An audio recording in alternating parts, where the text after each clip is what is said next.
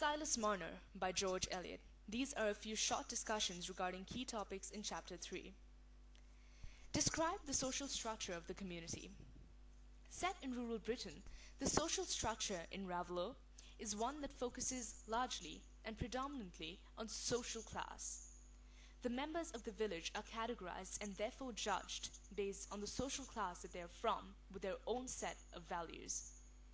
The quote, aloof from the currents of industrial energy and Puritan earnest, signifies that the village is cut off from the rest of Britain and follows its own old-fashioned ways. Squire caste is the closest thing the villagers have to a lord, that is to say, he is considered to be of the highest stature in this community. His family lives a prestigious and wealthy lifestyle, which is in extreme contrast to the humble life lived by Silas Marner, who is at the other lowest extreme of class divisions. What George Eliot has done is juxtapose and intersect the family of highest class in the village to Marner, the village outcast. This only further emphasizes the difference in class in the social structure. What means does Eliot employ to inform us about the various characters? George Eliot uses the general backdrop of the setting to subtly introduce us to the various characters. This is done from the vantage point of innocent villagers' gossip, and a conversational tone is evident. Phrases such as, the neighbors said, and everybody was saying, proves the notion of village gossip. Another technique used by Eliot is that of two narratives that run parallel throughout the story. One follows Silas Marner, whereas the other one trails the Cass family. At some points during the novel, both these narratives cross, and each proves to be of significance to the other. Eliot dedicates entire chapters to each narrative, such as Chapter 3, which was focused mainly on the members of the Cass family. Describe each member of the Cass family. In particular, what weakness does Godfrey display?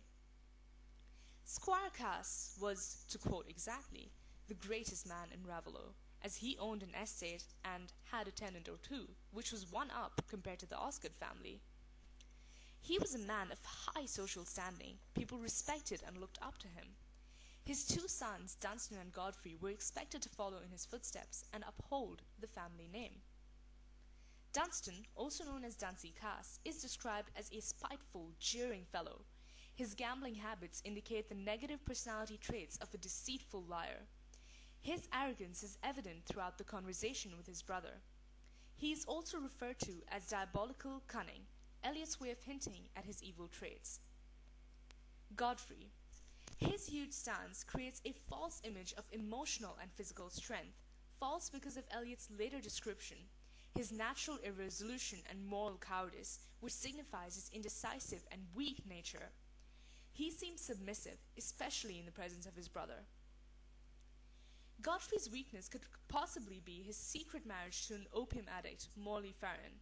Dunsey uses this information to blackmail him. Lastly, explain Godfrey's social situation. We could say it is unpredictable at the moment. It depends on the money that needs to be returned to his father, which was received as rent from a tenant. Unfortunately, Godfrey gave the money to Dunsey, who spent the money. Godfrey is the heir to the Cass estate, being the eldest son. The villagers describe him as a fine, open-faced, young, good-natured young man who was to come into the land someday, which would eventually guarantee his place at the top of the social ladder. However, Godfrey seems to be acting strangely of late, following the footsteps of his brother, which the villagers deem as a setback. They believe he needs to turn over a new leaf in order to get back on track. He could have a potential relationship with Miss Nancy Lamater, but his secret marriage holds him back. Presentation done by Tanya Jajal, Johan Aher, and Mavish Khan. Thank you for listening.